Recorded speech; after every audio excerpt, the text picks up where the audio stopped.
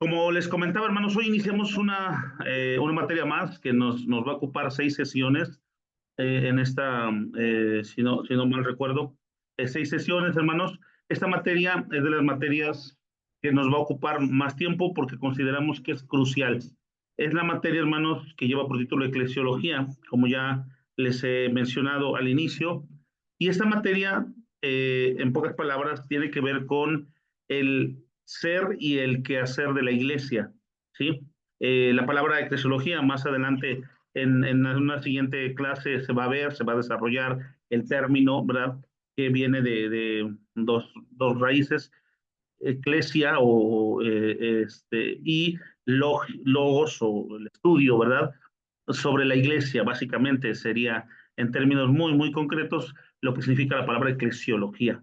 Recuerden que el término en que aparece en el texto en griego, la palabra iglesia es la palabra eclesia, que a su vez es una palabra que en la traducción de los 70, en la Biblia que se conoce como la traducción de los 70, la famosa Biblia Septuaginta, eh, al traducir la Biblia o los conceptos del Antiguo Testamento del hebreo al griego, se tradujeron, perdón, la palabra cajal, que era el término que se usaba en el Antiguo Testamento o que se usa para hablar sobre la comunidad, sobre el pueblo, los que se sentaban en torno a la palabra, se le conocía con el término cajal. Este término se tradujo al griego como eclesía o eclesia. Y de ahí la palabra que ya con el paso del tiempo, ¿verdad? Pasó al latín y después a nuestro español como iglesia.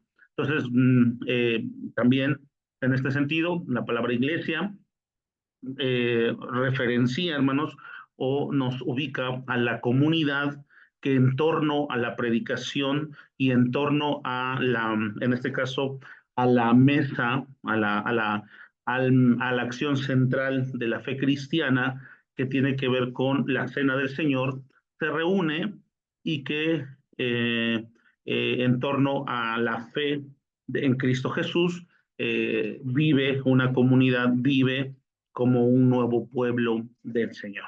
Repito, más adelante estaremos viendo cada uno de estos detalles.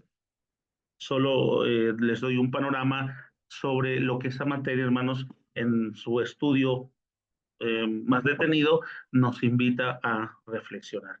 Nuestro interés, como ha sido en las otras sesiones, no es un interés expresamente académico de que agotemos, ¿verdad? Desde una visión académica, pero sí, hermanos, tener al menos la información básica que nos involucre o que nos implique nuestro quehacer y nuestra tarea eh, en la iglesia propiamente. ¿Por qué es importante esta materia de la eclesiología? Bueno, es importante, hermanos, precisamente porque eh, lo que hacemos eh, está muy de la mano con con las ideas que concebimos. A esto me refiero en el sentido de que lo que nosotros, en este caso concreto de la iglesia, lo que nosotros creemos y entendemos de la iglesia, será la forma en cómo nos relacionamos con la iglesia, ¿verdad? Un ejemplo muy concreto es, si yo aprendí que la iglesia, o entiendo que la iglesia, o comprendo que la iglesia es un lugar netamente para ir a hacer culto, a cantar y a predicar, esa será mi comprensión de la iglesia. Y en esa medida yo voy a considerar que será la tarea más importante de la iglesia. De tal manera que si yo estoy al frente de una iglesia, voy a ocuparme en que esa iglesia cante y se predique, porque yo voy a comprender que esa es la tarea esencial de la iglesia, porque así lo concebí. Entonces, en cambio, si hay alguien que dice, no, la iglesia es una comunidad eh, donde se vive el amor fraterno, por ejemplo, ¿no? Entonces, si yo comprendo que eso es el ser de la iglesia, o entiendo la iglesia como esa comunidad de hermanos que viven en común las cosas, si yo estoy al frente de una iglesia, voy a procurar que esa iglesia viva de esa manera, haga comunidad y a lo mejor no me ocupe tanto en la predicación, no me ocupe tanto en la dirección del culto, porque para mí entenderé que la iglesia lo que hace ser iglesia es esa comunión entre hermanos. Con estos dos ejemplos quiero poner el punto de que es muy importante primero tener un concepto adecuado de lo que es la iglesia, porque eso va a determinar nuestro actuar en función de ella. Cada uno de nosotros, hermanos, en lo particular, tenemos una idea muy concreta de lo que es la iglesia. Si yo les preguntara a cada uno de ustedes, somos 23 ahorita conectados, tendríamos 23 ideas muy concretas de lo que es la iglesia.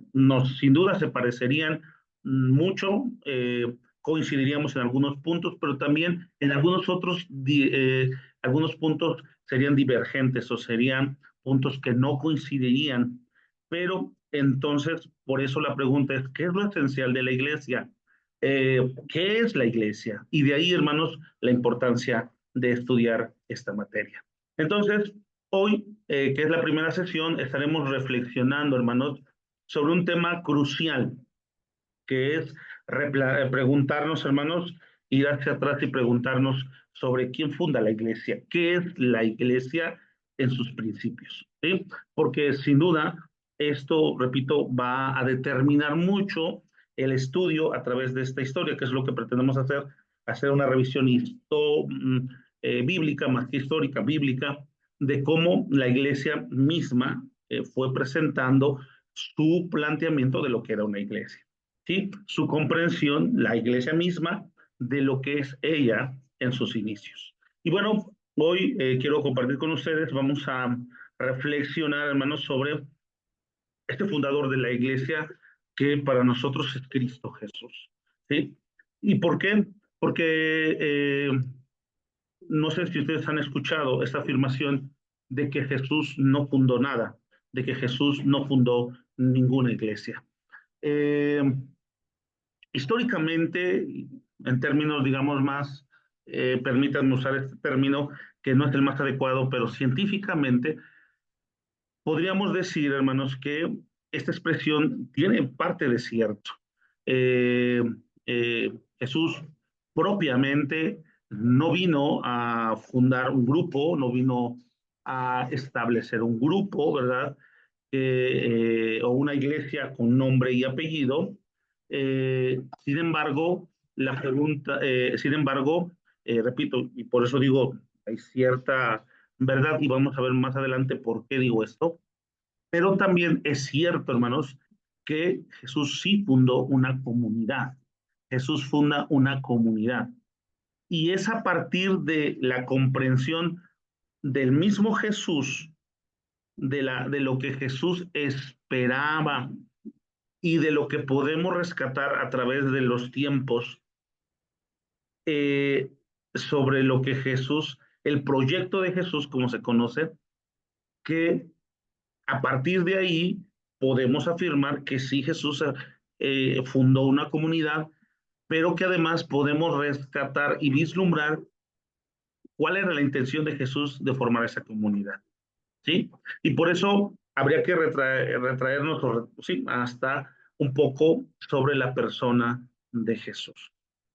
Y bueno, sobre la persona de Jesús, hermanos, aunque eh, acá nos parezca inverosímil, aunque incluso nos parece un poco, hasta nos podría parecer ocioso, quiero decirles que sobre la historicidad de Jesús, o sea, sobre la persona de Jesús, ese hombre de carne y hueso que habitó en nuestra tierra por ahí de los años, o que nació por ahí de los años 4 o 7 antes de nuestra era, que es donde se ubica probablemente que nació Jesús, eh, ese hombre de Galilea o de Nazaret, según la versión de los evangelios. La pregunta es, ¿qué tanto sabemos de él históricamente, no desde la fe, sino históricamente, qué tanto tenemos de él? Y en ese sentido, tenemos al menos tres fuentes, se tienen tres fuentes eh, sobre la historicidad de Jesús. Una de ellas es obviamente los propios escritos cristianos, ¿sí? Los evangelios y las referencias paulinas sobre la persona de Jesús. La segunda es los escritos judíos, hermanos. Y ahí entran lo que es algunos escritos que se conocen como, en lo que se tienen, perdón, en los libros que se conocen como el Talmud, libros judíos, y también el testimonio de un personaje, un historiador judío, el famoso Flavio Josefo, que en sus referencias, en sus libros, en uno de ellos que se llama Las Antigüedades Judías, hace referencia a la persona de Jesús.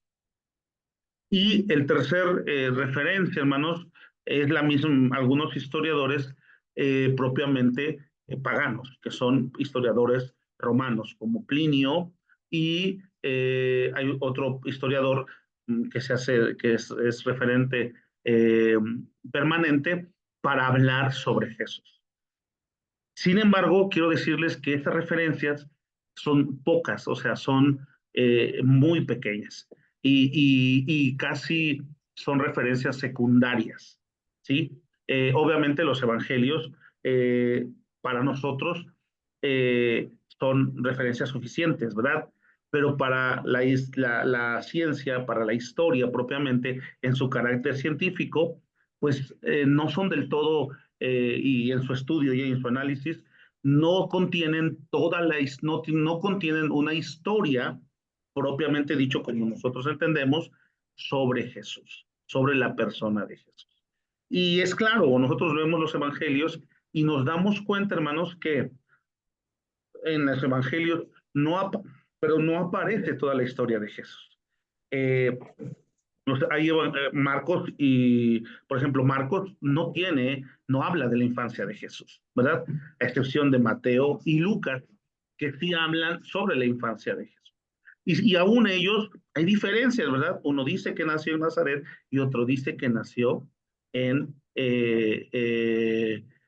perdón, en Belén. Entonces, estas diferencias con el tiempo, cuando examinemos, por ejemplo, el Nuevo Testamento y hablemos un poco sobre los evangelios, vamos a entender que son diferencias que obedecen a un interés teológico.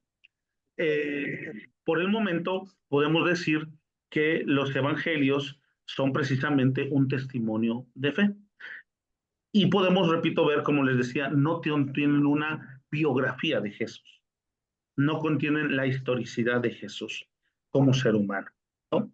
Estos textos de los evangelios, de Mateo y Lucas, por ejemplo, cuentan solo la infancia de Jesús. Lucas, que se extiende hasta los 12 años, Mateo no llega a eso, y de ahí va a ser un salto cuantitativo, más bien cualitativo, cuando Jesús inicia su ministerio. Marcos no tiene esto, va a iniciar el Evangelio, como lo vamos a ver ahorita, a partir de la predicación de Jesús. Un Jesús ya adulto, un Jesús ya maduro, que inicia el ministerio y no nos habla sobre esta parte. Entonces, ante estas situaciones, repito, hermanos, son las referencias que sí hay sobre la persona de Jesús. Y que aunque, repito, son pocas, si lo comparáramos con algún otro fenómeno a estudiar, sin embargo, para nosotros son suficientes para referirnos y para pensar en la persona de Jesús. ¿Qué podemos saber sobre Jesús, hermanos, desde la historicidad? Bueno, quiero compartir con ustedes una presentación que tengo y para que vayamos eh, teniendo o siguiendo esta clase. Y quise poner este texto, como les decía hace un momento, hermanos, del Evangelio de Marcos, que es Marcos capítulo 1, versos 14 y 15, eh, porque es un texto eh, referente. Es aquí donde inicia para muchos el Evangelio de Jesús propiamente. ¿Por qué este y por qué Marcos? Porque, vamos, como algunos de ustedes ya saben, o la mayoría ya saben, según el estudio crítico científico de los evangelios, el primer evangelio que se escribe muy probablemente sea Marcos. Y que en la Biblia el orden que llevan los evangelios no obedece a un orden cronológico, sino sí a un orden digamos, de lo que a la hora de compilar los escritos, el texto más conocido. Era más popular en este tiempo, que es cuando se hace el canon del Nuevo Testamento, el Evangelio de Mateo, es más conocido, y por su condición propiamente o de relación con el judaísmo, fue puesto en primer lugar. Sin embargo, históricamente o cronológicamente, el Evangelio de Marcos es el primer evangelio que surge. Marcos es el que inventa este género, ¿verdad? De los evangelios, que es un caso particular, excepcional, y que además este texto en particular inicia con el texto, la verdad, bueno, el evangelio mismo, y nos muestra cómo inicia todo.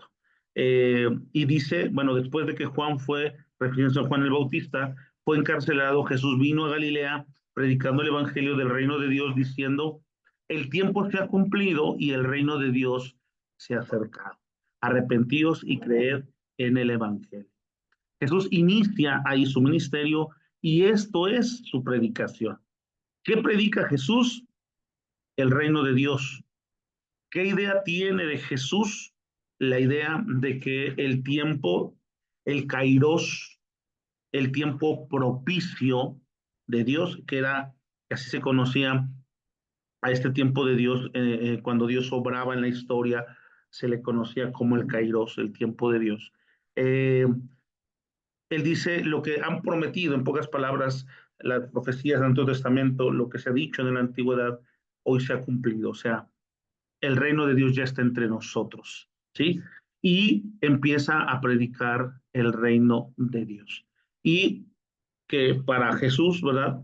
La forma de acercarse a este reino, de entrar a este reino, a diferencia de lo que se creía en la tradición judía, en las enseñanzas judías. Recuerden que es, bueno, antes, a diferencia de esta creencia o creencias, Jesús dice, necesitan arrepentirse, que es algo que Juan el Bautista también había predicado, y sobre todo creer en el Evangelio. Eh, de esta manera, repito, Jesús también hace algo distinto, porque la idea del reino de Dios, hermanos, ya era predicada. O sea, Juan el Bautista también predicaba el reino de Dios, pero de otra manera, de una manera distinta. El mensaje de Jesús también, y sin duda, al menos de Juan Bautista, tenía que ver con esto. Repito, la diferencia de Juan Bautista tenía que ver con el juicio. Juan Bautista decía, ya está puesta la hacha sobre la raíz y Dios va a quemar, ¿verdad? A todo lo que nos dé fruto va a ser echado a la era o al horno, donde se quemará y ahí arderá. A diferencia de Jesús, Jesús sí predica el arrepentimiento, pero dice hay que creer en el Evangelio. Entonces, por eso es crucial esta afirmación, porque aquí vemos, por un lado, cuál va a ser el ministerio de Jesús y qué es lo que va a predicar Jesús, ¿sí? Y cómo va a iniciar. Entonces, repito, esto nos es crucial para saber cuál es su idea de Jesús, de esta comunidad que él va a fundar. ¿Qué esperaría de la comunidad que va a fundar Jesús, hoy de la iglesia? ¿Qué esperaría qué pensaba Jesús? Perdón que haga estas expresiones, sobre esta comunidad. Y bueno, el saber de Jesús, en lo que podamos, al menos en términos muy generales, nos va a ayudar en este sentido. Bueno, ¿qué sabemos históricamente de Jesús, hermano? Bueno, lo que sabemos según los escritos del Evangelio, y las referencias históricas que he dicho hace un momento, es básicamente, hermanos, que era un hombre oriundo de Nazaret. Eh, y esto es muy importante, hermanos. ¿Por qué? Porque según la idea de las personas del tiempo de Jesús, en Nazaret, para el tiempo de Jesús, hermanos, Palestina estaba dividida en tres regiones. Estaba dividida en lo que se conocía como, o Israel, ¿no? Hoy diríamos, estaba dividida por Judea, por lo que es Samaria, o bueno, lo que es, sí, Judea, la, la, la región de Nazaret y también, hermanos, lo que es esta región donde se encontraba Samaria. Entonces, esta región hacia el norte, que era Nazaret, eh, eh, fue o era una región donde se encontraban la gente, digamos, como pues la gente menos favorecida, la gente más pobre, la gente del pueblo, la gente, perdón la expresión, común y corriente, ¿sí? En Judea, donde estaba Jerusalén, estaba obviamente, hablando del pueblo de Israel, pues la gente un poco más, porque vivía en la ciudad, pues un poco más, digamos, conocedora, un poco más diferente, digamos, con mayores accesos, según el tiempo, ¿verdad?, de Jesús. Y esta condición hacía que estas personas, sobre todo las personas que venían de Nazaret, eran consideradas, pues, digamos, de dudosa reputación, ¿no? Por eso, en alguna expresión, en el Evangelio de Juan 1:46, se dice, algo bueno puede salir de Nazaret.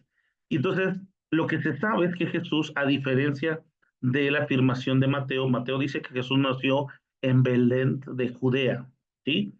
O sea, hace en la otra región en el sur.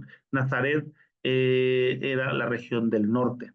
Eh, y bueno, repito, vamos a ver en algún otro momento por qué estas diferencias. Pero por hoy se cree que Jesús era oriundo de Nazaret.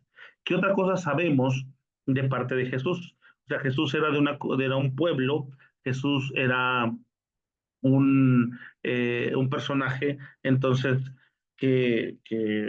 digamos, no era de la élite, no era de una familia reconocida, era un tecne, en griego se habla sobre tecne, que es la palabra que han traducido generalmente como carpintero, ¿verdad? Pero que muchos hoy dicen no se refería solo a carpintero, como hoy lo entendemos, aquel que trabaja la madera, sino más bien como una especie de aquel como un constructor, ¿no? Que le sabía la madera, que le sabía a la construcción probablemente de los materiales de ese tiempo, o sea, que era un poco más eh, amplio su conocimiento técnico en cuestión de construcción. No era un carpintero nomás que hacía mesitas o sillas, sino un hombre que conocía de la construcción. Ese es el término tecne en griego que hoy se sabe tiene más relación con construcción, con saber moldear la piedra, con saber hacer cuestiones de madera, sin duda, pero para la construcción. Incluso una de las reflexiones que algunos estudiosos hacen es por qué Jesús o en los evangelios no aparece, o por Jesús no hizo predicación en ciudades como Ciro y estas ciudades eh, paganas, o que se llaman paganas, porque en este tiempo eran las ciudades, digamos, más importantes, eran las ciudades en este momento que estaban ebulleciendo o naciendo con mucha rapidez, ¿sí? Eran como las ciudades importantes, donde la gente que trabajaba se iba a ir. Y por eso dicen algunos, bueno, ¿por qué no aparecen estas ciudades en la predicación de Jesús? Bueno, es una de las cosas que se preguntan. Sin embargo, lo que sabemos es esto. ¿Qué otra cosa sabemos de Jesús? Jesús fue bautizado por Juan en el Jordán como alguien inferior a quien le bautiza y que tiene necesidad de convertirse. Esto es algo interesante también, hermanos. Todos aceptamos, todos conocemos la idea de, y sabemos que Jesús fue bautizado por Juan el Bautista. Y a pesar de que obviamente nosotros entendemos que Juan el Bautista estaba en los planes de Dios y que la lectura que ya se hace de este acontecimiento desde los evangelios ya está siendo mediada por los cristianos, ¿verdad? De la segunda, tercera, cuarta generación, lo cierto es que Juan el Bautista, hermanos, fue un personaje singular, un personaje, hermanos, que algunos dicen que Jesús era su discípulo de Juan el Bautista. ¿Sí? Y lo dicen, repito, primero porque por la predicación similar a la de Jesús. Segundo, porque Jesús va y Juan el Bautista lo bautiza a Jesús. Y esto era muy propio de los maestros, de los maestros de ese tiempo que tenían discípulos, porque Jesús no fue el único, ni Juan el Bautista, había otros, no solo en ese tiempo, sino antes y posterior a ello, y una forma de entrar en esa, digamos, en ese grupo, una iniciación, tenía que ver con el bautismo, con algún tipo de bautismo, eh, que en este caso que Jesús recibe de Juan el Bautista. Entonces, socialmente hablando y culturalmente hablando, ante los ojos de las personas que vieron este acontecimiento, Jesús fue discípulo de Juan el Bautista. Y que el que al final termina desertando, rompiendo con esta relación, es Jesús, no Juan el Bautista. Incluso se sabe que la comunidad de Juan, que los seguidores de Juan el Bautista van a seguir existiendo, incluso lo vemos en los evangelios, que algunos discípulos de Juan el Bautista se van a agregar con Jesús, o otros no, ¿verdad? Pero eh, lo cierto es que la comunidad de Juan el Bautista va a permanecer y hasta el día de hoy es un grupo que se conoce como los mandeos, que es una religión judía o una como secta judía, un grupo judío que vio en la persona de Juan el Bautista el Mesías. Recuerden que este tema del Mesías era un tema también que venía desde el judaísmo antiguo, o al menos desde el judaísmo de la diáspora, y que era una figura de un líder, ¿verdad?, que habría de venir, que era una profecía, y que muchos vieron en diferentes personas a ese Mesías. Obviamente los discípulos vieron en la persona de Jesús cumplida todas las expectativas de ese Mesías que era Jesús. Pero que otros, como los discípulos de Juan el Bautista, vieron en la persona de Juan el Bautista ese Mesías. Y según lo que al menos yo he escuchado, esta comunidad que se llaman los mandeos perciben o perviven hasta el día de hoy, son comunidades pequeñas, con esta enseñanza de Juan el Bautista. Y bueno, entonces, esta es otra de las cosas históricas que sabemos de Jesús. Una tercera cosa es que Jesús eh, fracasó externamente en el ejercicio de su misión evangelizadora, porque de hecho fueron muy pocos los judíos que lo aceptaron. De ahí la afirmación del Evangelio de Juan, cuando dice, vino a casa y los suyos no lo recibieron. Entonces, la cita está mal, no es Juan 1.14. Me parece bueno, habría que corregir más esa cita, hermanos, no es del texto, pero esto es muy, muy concreto. Si nosotros vemos, hay algunas referencias en los evangelios que nos permiten ver esto. Jesús fue judío de su tiempo, hermanos. Jesús no fue ni cristiano, ¿verdad? Como hoy lo entenderíamos nosotros. Pues Jesús fue un judío de su tiempo, creció con la enseñanza judía, su padre José, al menos su padre humano, ¿verdad? Y su madre María, le enseñaron las enseñanzas, la Torá. Jesús hizo su iniciación como varón a los 12 años, lo relata Lucas, ¿verdad? Jesús fue un judío, hermanos, que vivió si bien con una idea, una conciencia distinta, pero no dejó de ser judío, humanamente hablando. Y hay algunos destellos de este nacionalismo de Jesús. ¿No? Un ejemplo de ellos es el encuentro que tiene, por ejemplo, con la mujer sirofenicia, ¿verdad? Que esta mujer que le pide que ayude a sanar a su hija, que está, me parece, con un espíritu malo, y Jesús le dice, no es correcto, ¿verdad? Que se le dé el pan a los perros. La expresión es literalmente a los perros.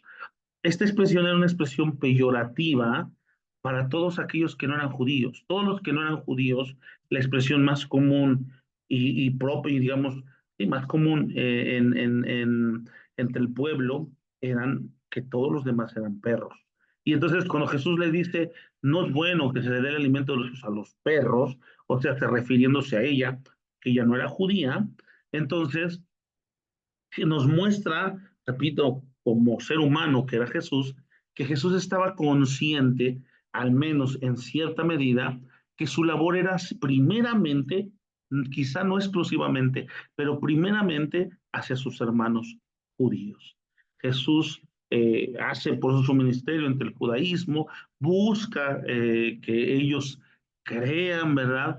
Que ellos, porque, repito, son parte de este proyecto de Dios que ya existía y que Jesús busca que reaccionen, ¿verdad? De alguna forma, que ellos, que nadie se pierda, Jesús decía, ¿verdad? Nosotros generalmente entendemos ese término para nosotros los gentiles, pero Jesús también lo decía en el sentido de hacia el pueblo judío. Entonces, Jesús fracasa en este sentido en su predicación hacia el judaísmo. Esto obviamente Pablo lo va a entender, lo va a reinterpretar y va a decir, era necesario que pasara así, que este pueblo se hiciera ciego, que este pueblo, para que nosotros alcanzáramos misericordia. Pero él habla desde su judaísmo también, Pablo, y desde su cosmovisión ya, desde ya, Pablo sí, de una visión más cristiana. Pablo sí se puede hablar como un cristiano. Y entonces, esto es una realidad, esta es una de las cosas que sabemos. Jesús tenía, al menos, y esto coincide en muchos estudiosos, en que en que la persona de Jesús sí había una conciencia primaria sobre convertir a sus hermanos judíos a, a esta fe, digamos, a esta comprensión de no algo nuevo, porque Jesús no viene a enseñar nada nuevo, sino a la plenitud de esa enseñanza que era el Antiguo Testamento, la ley, la Torá, los mandamientos, en su persona y en esta nueva forma de vida, ¿verdad? Que era el reino de Dios, que Jesús quería que viviera. La mayoría de los judíos no aceptaron esto, no le creyeron, y bueno, esta es otra realidad histórica, muy probablemente que son de los acontecimientos irrefutables en la historicidad de Jesús. Por último, Jesús fue juzgado y murió como un malhechor. Este es otro acontecimiento interesante también, hermanos. En una cruz, condenado por el poder de Roma a instancias de las autoridades y del pueblo de Israel. Jesús muere, hermanos, y Jesús muere eh, para sus victimarios. Jesús no muere cumpliendo un propósito divino, ¿no? Eh, Sino como un subversivo, ¿sí? Jesús muere en la cruz como cualquier malhechor, ¿verdad? Como aquel hombre, no cualquier malhechor, sino como aquellos que como traidores a, a Roma, ¿sí? Las personas en su tiempo, bueno, digamos, había como una comprensión que debían su fe a Roma, ¿no? Incluso los pueblos que estaban sometidos a él.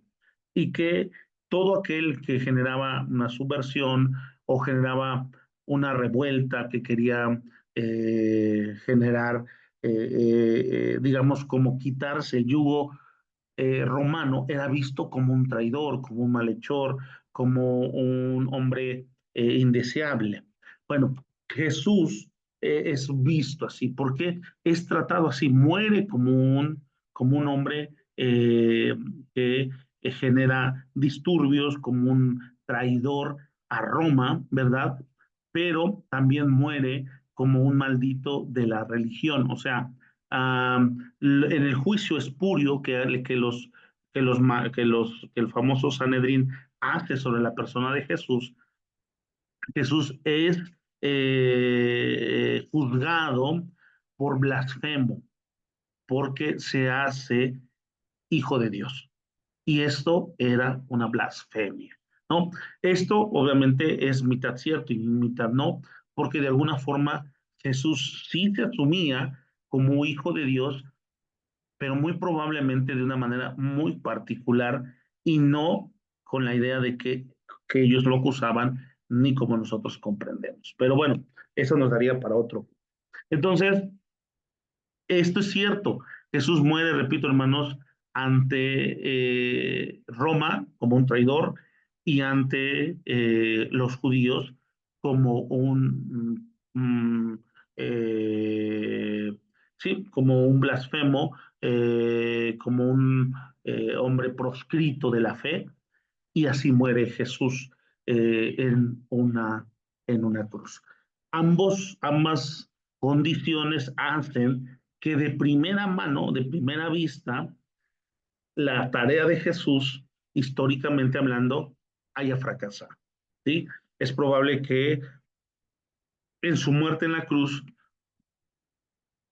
tanto propios y extraños, tanto personas que sus seguidores, eh, pero sobre todo sus enemigos, vieran en este acto de la persona de Jesús o de la muerte de Jesús y cómo murió, como la reivindicación de que Jesús eh, fracasó en su tarea y nosotros diríamos en su ministerio.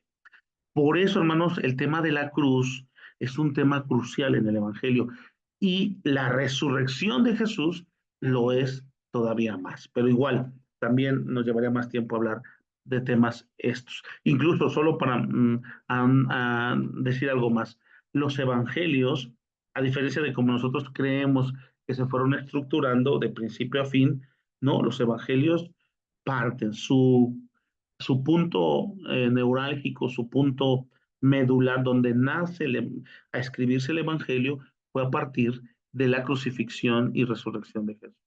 Es como una historia contada hacia atrás y con elementos que se fue haciendo el Evangelio. Hoy nosotros lo leemos al revés, pero el Evangelio nace a partir de la experiencia de la cruz. Por eso, hermanos, el tema de Jesús que muere en la cruz y de su resurrección va a ser un tema esencial de la predicación posteriormente de la iglesia y de la legitimidad de este movimiento de los discípulos de Jesús.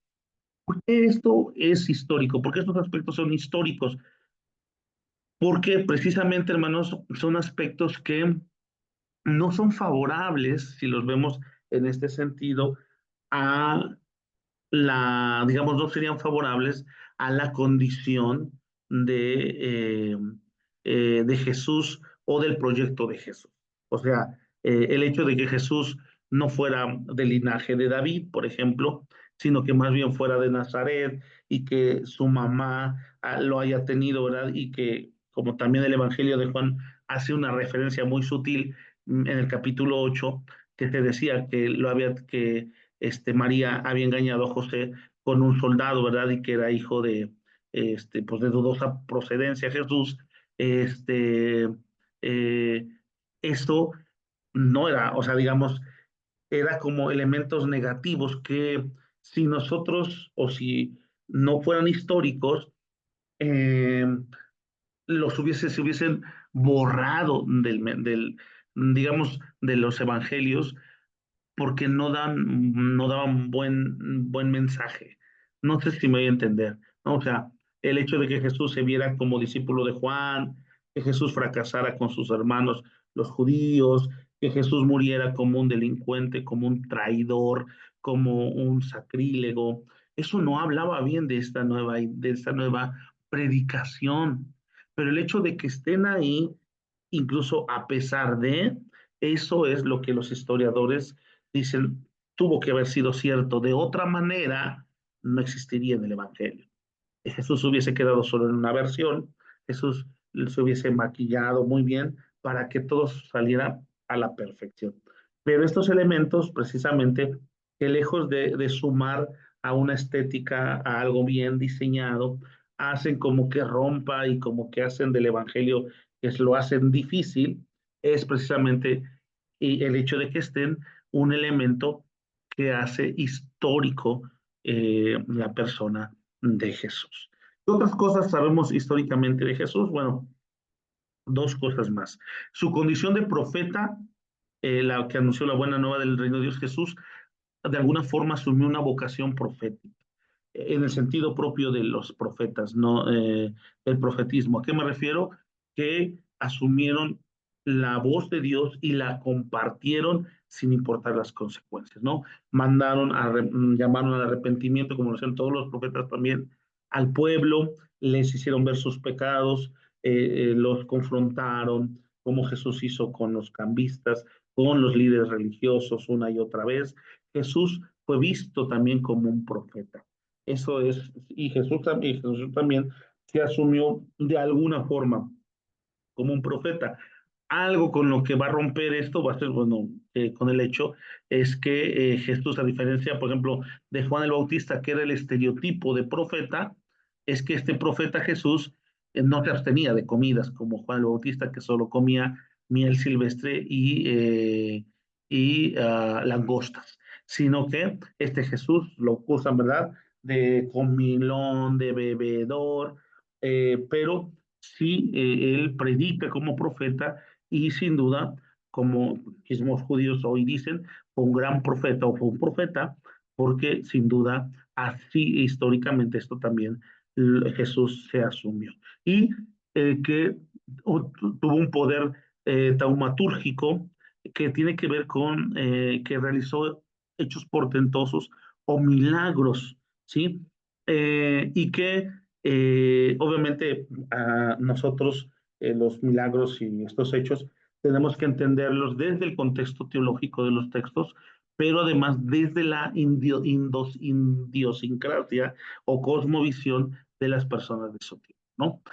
Los endemoniados, este tipo de cosas, tendríamos que leerlos desde su contexto. Lo cierto es que Jesús fue un hombre que hizo acciones poderosas y simbólicas en gran manera, de tal manera que junto con su predicación, sus actos y su irrestricta voluntad a hacer el proyecto de Dios, lo hicieron un personaje singular, un personaje definitivamente fuera de tiempo y fuera de serie.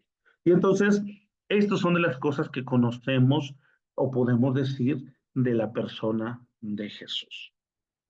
Muy bien. Una segunda idea que quiero dejarles, hermanos, y con esto ir cerrando, es Jesús, fundador de la iglesia. ¿En qué sentido Jesús fue fundador de la iglesia? Porque, repito, muchas personas, sobre todo detractores de la fe cristiana, dicen no, que Jesús no fundó absolutamente nada. Y como les decía, en cierta medida esa afirmación tiene cierto de verdad, pero no es la verdad. ¿En qué sentido decimos que Jesús fundó la iglesia?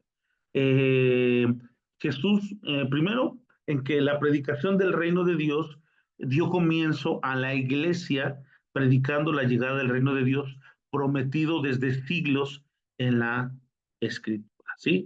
Eh, eh, lo que Jesús viene a predicar con la idea del reino de Dios, hermanos, es precisamente que tiene que ver con la idea que se tenía, repito, desde tiempos atrás, de lo que dice Isaías, por ejemplo, del reino mesiánico, donde esta comunidad, este pueblo, en ese momento, cuando habla Isaías, era el pueblo de Dios, el pueblo de Israel, las 12 tribus, al menos, y ya en palabras de Jesús, va a seguir referenciando un poco esto, pero va a seguir teniendo, bueno, va a mantener la idea de ser un pueblo, ¿sí? Entonces, en ese sentido, la predicación del reino de Dios está dirigida y pensado en este nuevo pueblo o este pueblo que va a surgir de las enseñanzas de Jesús, de creer en Jesús, de arrepentirse y de creer el Evangelio, ¿sí? Esa para ellos, para los que el reino de Dios ha llegado, ¿sí? Entonces, de alguna medida, en su predicación, Jesús habla de una comunidad, habla de un pueblo, habla de aquellos que habrán de creer en su nombre, como dice la hermosísima oración de Juan 17, del Evangelio de Juan capítulo 17, y que Jesús piensa o que en su predicación asume, repito, que esta predicación implica un nuevo pueblo, ¿sí?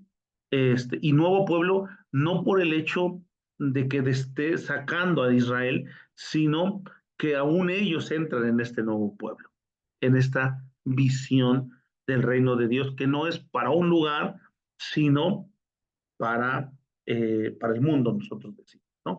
Entonces, en esta medida, entendemos que la aplicación del reino de Dios incluye a la iglesia y Jesús pensaba al menos en la comunidad, en la iglesia, ¿sí? En esta comunidad de creyentes que habrían de creer esta predicación y sobre todo que habrían de sumarse a este movimiento, este impulso de creer que el caído, el tiempo de Dios ya estaba. Repito, porque la mayoría de los judíos, eh, perdón, eh, sabía del reino de Dios, pero decía, va a venir en algún momento, o sea, esperaban todavía un reino de Dios mucho más allá, venidero.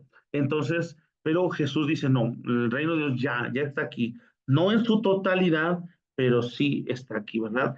Lo que Pablo también va a decir, el famoso ya, pero todavía no, es un término que se usa cuando se estudia la teología paulina. Bueno, una segunda cosa en que podemos decir que Jesús hizo y que de alguna forma asumimos que con ello eh, funda la iglesia.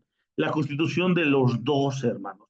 Eh, Jesús, ustedes se fijan en su predicación, mejor dicho, en su ministerio, eh, pocas veces, aunque todos sabemos esta idea que Jesús tuvo 12 discípulos, pero pocas veces Jesús interactúa con los 12, ¿sí? Eh, Jesús generalmente se sabe, va a tener un grupo muy cercano, más cercano aún del grupo de los 12, que va a ser el grupo de Pedro, Jacobo y Juan. Tres discípulos que Jesús generalmente van a estar con Jesús muy constantemente, muy cercanos a Jesús y que van a estar en muchos acontecimientos de Jesús importantes, como la transfiguración, eh, como esta declaración que hace Pedro de Jesús en Marcos, y bueno, los otros evangelios también, cuando le preguntan quién soy yo, y Pedro dice, bueno, tú eres el Cristo, el Hijo de Dios, ¿verdad?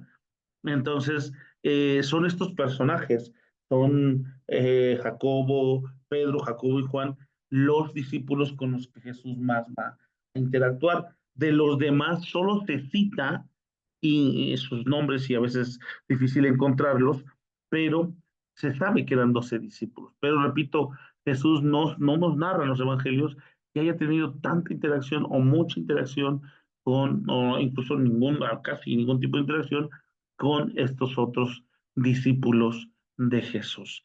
Eh, Salvo la llamada de Mateo, ¿verdad? Cuando lo llama en el Nuevo Evangelio, pero fuera de eso, no hay como este trabajo, repito, que se iba a tener con este círculo de discípulos que ya mencioné, más cercanos e íntimos a Jesús. Pero entonces, ¿por qué son 12? Porque recuerden que los números también representan algo en la escritura. Y el número 12 va a representar inclusión, van a representar la unidad, la totalidad y de un pueblo y así como las 12 tribus de Israel, ¿verdad? Ahora son 12 discípulos, ¿sí? Por eso, cuando en el Apocalipsis habla de los 144,000 señalados, eh, ahí se conjugan dos números, ¿verdad? El número 144 y el número 1000, ¿no? Con eso se hacen los 144,000. Y el 144 es la multiplicación, o sí, es el resultado de multiplicar 12 por 12. Eh, va a darnos 144. O sea, de sumar los dos pueblos, los 12 tribus de Israel y los 12 apóstoles que representan a la nueva comunidad de Jesús o a la iglesia y unidos, pero además potencializados. Esta idea de los 1000, de 144,000, es un número de potencia. Son la iglesia en su máxima expresión, son la iglesia en su totalidad, es la iglesia eh, renovada, es una iglesia que Jesús ha rescatado, ¿verdad? No es, a diferencia de la doctrina más conocida, famosísima de nuestros vecinos testigos de Jehová, que dicen que es el número de personas que habrán de estar que se habrán de salvar, ¿no? Pues qué número tan limitado, no, es un número simbólico, es un símbolo de totalidad de los pueblos, del pueblo de Israel, del pueblo de la iglesia, en un solo pueblo y ahora en Jesús potencializado. Entonces, de alguna forma Jesús en sus discípulos hace esta nueva comunidad, ¿sí? Promueve esta nueva comunidad. Eh, ¿Qué más? La constitución de los 12, bueno, es lo anterior. El primado, por ejemplo, habla aquí habla, por ejemplo, bueno, hace referencia, hermanos, a el tema de la figura de Pedro, por ejemplo, en el texto, y que este es un tema, y lo menciono acá porque pareciera eh, que Pedro es un discípulo sobresaliente. Si ustedes se fijan, incluso en el libro de los Hechos, la gran mitad del libro de los Hechos está desarrollado por la labor de Pedro, por la acción de Pedro, y la otra gran mitad del libro de los Hechos está desarrollada por la figura y la persona de Pablo, ¿sí? El gran apóstol. Entonces, estos dos personajes, Pedro con el tiempo, sobre todo por las comunidades primitivas, va a representar a los cristianos judíos, ¿sí? A los cristianos que vienen de la tradición judía, pero que ya son cristianos. Y Pablo va a representar a los cristianos paganos y gentiles, ¿sí? De esta forma, repito, el hecho de que, por ejemplo, Pedro, ¿no? En la famosa negación y en la famosa historia de restauración que hay en el Evangelio de Juan sobre Jesús y Pedro, nos hablan de que no es que él sea, no es de que sea más importante que los demás, sino que de alguna forma representa un bloque, representa a estas comunidades tradicionalistas, digamos, y muy conservadoras del judaísmo, pero que se han vuelto cristianas, ¿no? Entonces, el hecho de que Jesús constantemente tenga sus aciertos, Pedro, pero también de repente Jesús le diga, apártate de mí, Satanás, es esta idea de que Pedro y el pueblo antiguo está entre entrar y no entrar, en que se tiene que ir perfeccionando, en que tiene que cambiar, en que tiene que aceptar, para que pueda ser plenamente este pueblo y ser parte de la realidad que Dios de este único pueblo que ha armado, tanto de el pueblo de Israel como de la iglesia. Me apuro. La institución este es otro tema, la institución de la Eucaristía. Recuerden que la palabra Eucaristía es la palabra que describe en el Nuevo Testamento la cena del Señor. Eh, la palabra Eucaristesis en griego habla, o sea, es lo que se traduce como cena del Señor, que era propiamente la partición del pan y el compartir el alimento. Eh, y esta parte, hermanos, la institución de la cena o de la Eucaristía, eh, es es una forma de saber que desde la visión de Jesús, Jesús pensaba en una comunidad, ¿no? Y esto, por ejemplo, lo volvemos no solo ver en los discípulos del grupo de los 12, sino en la persona de Pablo. Cuando nosotros iniciamos la cena, cada año, la mayoría de los pastores abrimos con esta cita que dice, que dice en el capítulo 11 de la primera carta a los Corintios, dice que él, que él hace lo que recibió del Señor, ¿sí? Hablando Pablo, que la noche en que fue entregado, compartió el pan y bebió el vino y se los dio a sus discípulos. O sea, este acto de la institución de la cena nos habla, porque Jesús es lo que dijo, esto lo harán de generación en generación en memoria de mí hasta que yo venga. Entonces, esto nos habla de que Jesús sí tenía una conciencia de una comunidad que se estaría para la posteridad, ¿sí? O sería la que tenía conciencia de la iglesia, que sería la que continuaría con sus enseñanzas, con sus con lo que Jesús les había dado a los discípulos y que ahora ellos serían los encargados de seguir repitiendo, replicando este acto maravilloso, simbólico de la cena y con la actitud de siervo, ¿verdad? En el lavamiento de los pies. Entonces, este acto nos muestra que Jesús sí pensaba en la comunidad, sí lo hizo de alguna forma buscando establecer una comunidad y por eso les enseña a sus discípulos lo que ellos tienen que enseñar a otros, ¿verdad? A las nuevas generaciones. Y esto habla de una conciencia de comunidad. En ese sentido, decimos Jesús sí fundó la iglesia. Vamos cerrando. El envío de los apóstoles por todo el mundo a predicar la buena nueva, ¿verdad? Y la promesa de enviar el Espíritu Santo. Entonces, esto nos muestra también los alcances, ¿verdad? La tarea que de entrada los discípulos tuvieron que ir comprendiendo y después los discípulos como la primera iglesia en sus en principios y luego pues la comunidad entera, la iglesia en su aspecto general. Hay un texto muy interesante en Hechos capítulo 10, sí, Hechos capítulo 10, perdón, cuando habla sobre Pedro y Cornelio, ¿sí?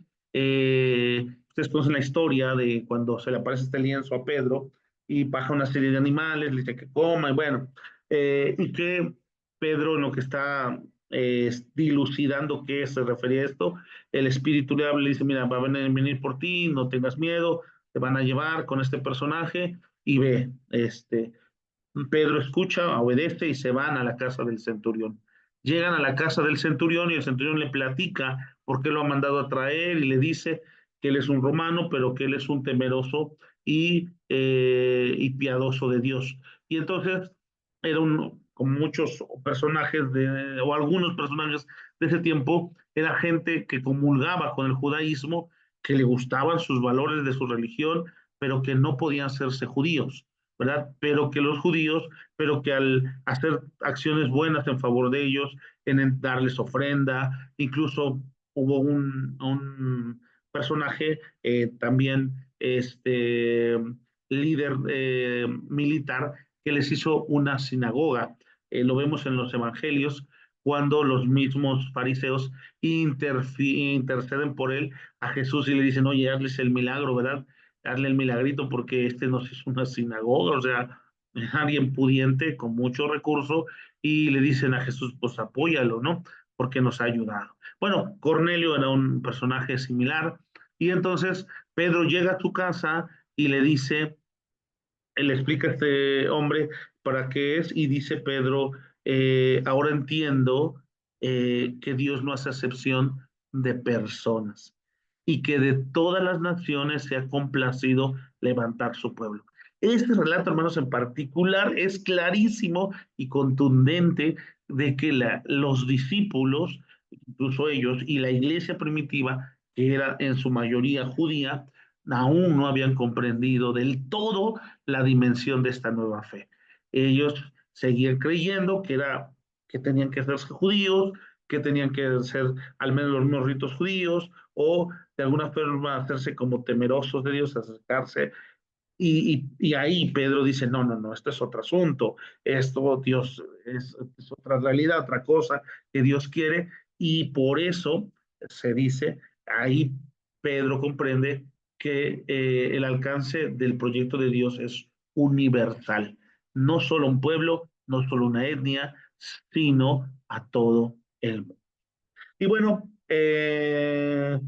pues bueno, es cierto que con el tiempo, hermanos, va a haber diferencias, bueno, entre la comunidad que vive la experiencia de estar con Jesús después de la experiencia, o sea, de los discípulos inmediatos, la comunidad inmediata y las comunidades posteriores, este, pero el hecho de que aunque haya diferencias, porque van a ir cambiando su matiz.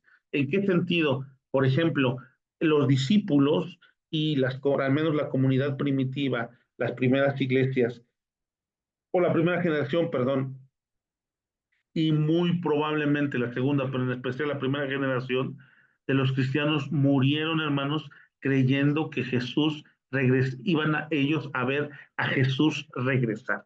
O sea, la primera y segunda generación estaban convencidos que Jesús regresaría y ellos lo verían. Los discípulos murieron muy probablemente, hermanos, con esa esperanza, ver a Jesús regresar.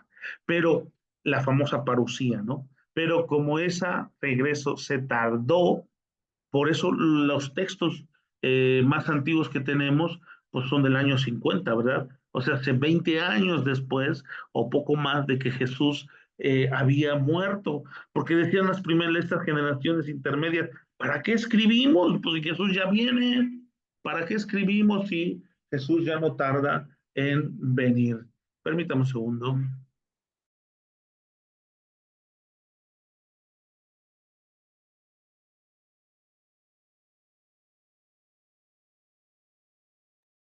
Perdón, entonces, esto, hermanos, obviamente con el tiempo, la iglesia va a ir cambiando su comprensión y de ahí que, bueno, van a ir surgiendo algunos temas en las cartas, ¿verdad? Sobre por qué tarda la venida de Jesús, ¿verdad? Y por eso en el Apocalipsis este tema va a ser un tema interesantísimo y con el que va a cerrar el Apocalipsis, ¿verdad? En su último capítulo y en sus últimos versículos con el famoso Maranata. ¿Cómo cierra la Biblia, perdón, con esta expresión de decir, amén, sea así. Ven, Señor Jesús. La iglesia te espera, la iglesia te dice, te esperamos, Señor, esperamos tu venida. Entonces, cosas así, en cuestión, digamos, de la forma en que se vivió las primeras generaciones uno y 2 y cómo van a venir las siguientes generaciones, sobre todo las que ya empiezan a escribir los textos del Nuevo Testamento, sí va a haber diferencias, pero no esenciales, sino diferencias por cuestiones de ir apropiando la enseñanza de Jesús y las expectativas a la realidad concreta de ellos. Y bueno, por último, hermanos, con eso terminamos. La iglesia primitiva tiene una conciencia muy explícita de que es la comunidad salvífica del Mesías. O sea, la iglesia, hermanos, desde el principio asume y está consciente que Jesús es el Mesías, el Mesías o el Cristos o Cristo, ¿verdad? El Hijo de Dios. Y esto es muy interesante y que con su muerte Jesús y su resurrección Jesús asciende a los cielos a habitar a la diestra de Dios. Entonces, la iglesia, repito, no adora únicamente a la persona de Jesús, sino, o su condición de humano, sino a su condición divina con el tiempo, ¿verdad? Entonces, todos estos aspectos que les he mencionado son los que dan paso, hermanos, a la conciencia y a la idea de las primeras comunidades. y de alguna forma de cómo Jesús en su ministerio, con lo que dijo, predicó, anduvo, cómo Jesús mismo fue fundando la iglesia, esta nueva comunidad. ¿Qué esperaba Jesús de esta comunidad? Pues que esta predicación se replicara, por eso les dice, ir por todo el mundo, ¿verdad? Y predicar el evangelio, enseñándole las cosas, eh, y que con esa predicación, pues todo el mundo conociera de él y en esta nueva vida en Cristo nadie muriera, ¿verdad? Nadie sucumbiera al pecado, sino que todos encontraran en su mensaje el mensaje de vida eterna. Muy bien, hermanos. Bueno, hasta aquí, hermanos, este, la exposición. Eh, sé que es mucho, hermanos, y bueno, en este sentido traté de ser lo más explícito posible, porque en verdad es un tema bastante amplio, pero bueno, yo espero haber podido resaltar y haber marcado lo que se pretendía. Entonces, desde esta reflexión, hermanos, podemos decir que Jesús es el fundador de la iglesia, lo que nos deja a la iglesia es, repito, proseguir su mensaje, vivir los valores que Jesús enseñó a sus discípulos, seguir recordándolo a través de la liturgia, del culto, ¿verdad? Y sobre todo de la mesa compartida, y que comprendamos que en el mundo, como el mismo dice, habrá dificultad, habrá aflicción, más confiad, ¿verdad? Nos enfrentaremos al mal, habrá situaciones difíciles, pero como él dice, confía, yo he vencido al mundo. Entonces, de entrada, esa es la comunidad de Jesús, que va a ser la semilla, que va a ser la iglesia primitiva, la iglesia que inicia, hermanos, la iglesia que Jesús o de Jesús a los primeros creyentes. Muy bien, hermanos. Pues bueno, hasta aquí. ¿Algún comentario, hermanos? ¿Alguna duda? Voy a dejar de grabar porque se ha extendido el tiempo.